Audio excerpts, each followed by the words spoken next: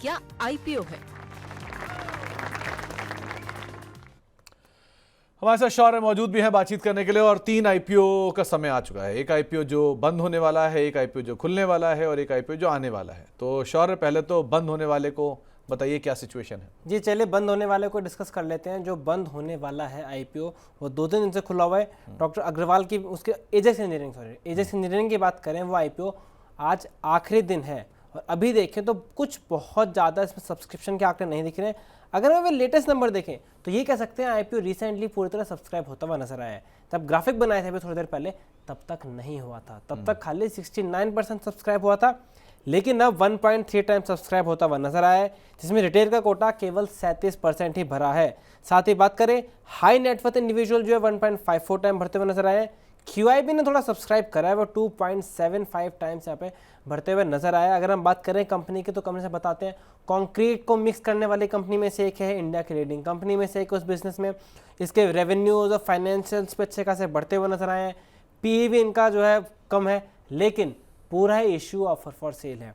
ऐसे मार्केट में अगर कोई कंपनी पूरा ही इशू ऑफर फॉर सेल लेके आएगी तो मार्केट उसे अप्रिशिएट नहीं करेगा, भले आपके फंडामेंटल अच्छे हों, क्योंकि आजकल फंडामेंटल ज़्यादा सेंटीमेंट फोकस कर रहे हैं और सेंटीमेंट में OFS बहुत बड़ा रोल प्ले करता है। इसी वजह से आप देख रहे हो रिटेल ने तो बिल्कुल ही सब्सक्राइब नहीं करा है। QIB ने थोड़ा लगता है फंडामेंटल पर ज़्यादा ध्यान दिया है, तो उस वजह से वो सब्सक्राइब करते हुए नजर आए हैं। बट ओवरलिस्ट का मतलब ये है कि अगर रिटेलर ने लगाया तो उन्हें पूरे चांसेस हैं कि मिलता हुआ नजर आएगा। तो फिर क्वेश्चन ये है कि क्या उन्हें बेच देना चाहिए या फिर रहना चाहिए, क्योंकि ग्रे मार्केट भी ऑलमोस्ट नेग्लिजिबल है, तो ये उम्मीद नहीं कर सकते कि लिस्टिंग गेन्स ज़्यादा अच्छा मिल सकता है।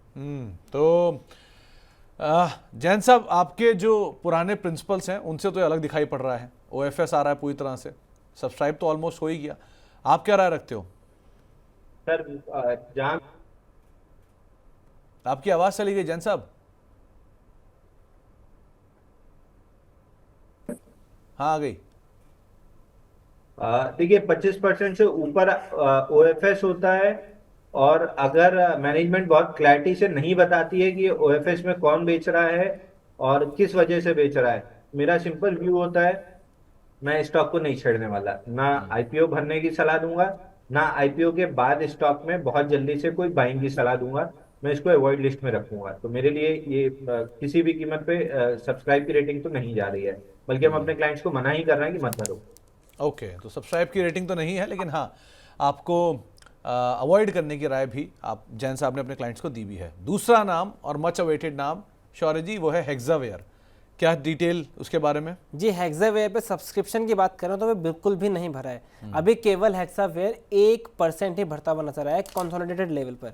जिसमें बात करें तो एम्प्लॉय का भरा है 4%, रिटेल का 1%, हाई नेटवर्थ इंडिविजुअल देखें तो बिल्कुल ना के बराबर भरा है, और QIB की तरफ से कुछ भी रिस्पांस नहीं आया है। तो अभी देखें तो बिल्कुल भी रिस्पांस आता हुआ नजर नहीं आ रहा है। ये कंपनी में इसमें ये भी आ रहा है कि जब लिस्ट हुआ था, एक्चुअली डीलिस्ट हुई थी कंपनी हेक्सावेयर, तब 400 समथिंग प्राइस था, अब 600 के ऊपर प्राइस लेके आ रहे हैं, ऑलमोस्ट 700 का प्राइस बैंड है। तो क्वेश्चन यही है कि क्या इतना ज़्यादा मूव आ पाएगा, कि कंपनी में कुछ ऐसा नहीं दिखा है कि बहुत ज़्यादा इंप्रूवमेंट हुआ हो, बस प्राइवेट इक्विटी ने खरीदा था, अब वो इस कंपनी को बेचते हुए नजर आ रहे हैं। तो इसमें मेन क्वेश्चन यही होता है कि क्या इसमें पॉइंट खरीदना चाहिए long term point of view से, और एक ही है कि अगर किसी के पास पहले से शेयर्स थे और वो डीलिस्ट में टाइम नहीं कर पाया तो उनके भी क्या ऑप्शन रहेगा। अगर अब उन्हें, क्योंकि उनके लिए तो एक तरह से कैपिटल गेन है, अगर उन्होंने 400 समथिंग पे लिया था, वो 700 के आसपास बेचेंगे, तो वहाँ एक मौका बन रहा है। लेकिन क्या नया लेना चाहिए नहीं, ये कंसर्न है, क्योंकि ऑफर भी पूरी तरह से ऑफर फॉर सेल ही है।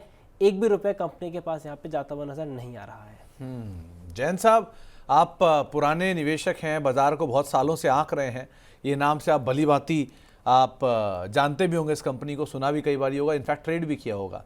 वही हेक्सावेयर दोबारा वापस आ रही है मार्केट में, और 2021 में कहीं ये कोविड से पहले डीलिस्ट हुई थी और वापस अब आती हुई दिखाई पड़ रही है। 400 साढ़े 400 रुपये की रेंज में कहीं डीलिस्ट हुआ था और अब आ रहा है पूरा का पूरा OFS 8,000 करोड़ रुपए का। आप क्या राय रखते हो, क्या करना चाहिए? सर पूरा OFS है, मैं बिल्कुल दूर रहूंगा स्टॉक से, बिल्कुल दूर रहूंगा। 8,750 करोड़ है, पूरा का पूरा OFS में है।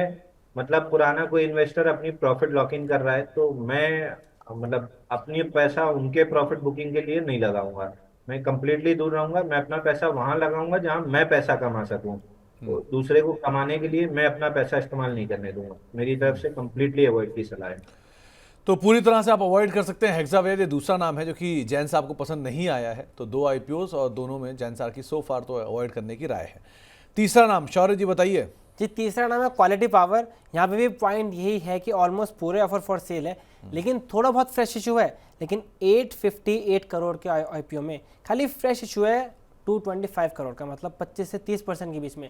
यहाँ भी बड़ा पोर्शन जो है ऑफर फॉर सेल का ही है, तो ये यहाँ पे निकल के आ रहा है। अभी आईपीओ जो है 14 तारीख को खुलेगा, तब देखेंगे कैसा रिस्पॉन्स आ रहा है। लेकिन जो अभी 2 आईपीओ खुले उसके हिसाब से तो देखना पड़ेगा कि कुछ अच्छी पिक्चर बनती हुई ओवरऑल अभी आईपीओ मार्केट की भी नहीं दिख रही है।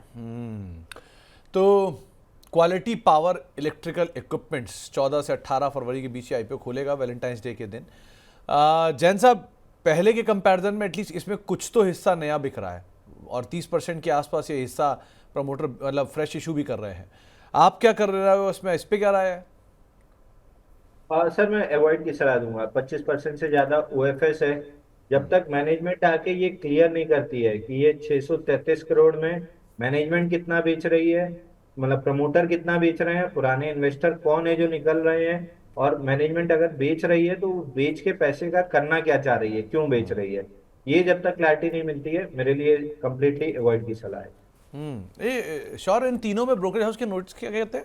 जी अभी क्वालिटी का तो नहीं आया है, लेकिन अगर हेक्सावेयर और एजेक्स के नोट्स को देखें तो ब्रोकर्स की तरफ से सब्सक्राइब की भी राय आ रही है, मतलब दोनों में? जी दोनों में। पर यहाँ पे पॉइंट है, एजेक्स में तो सबने सब्सक्राइब की दी है, लेकिन अगर हम हेक्सावेयर के देखें तो वहाँ कुछ ऐसे भी ब्रोकर्स हैं जो कह रहे हैं कि लॉन्ग टर्म के लिए ले सकते हैं।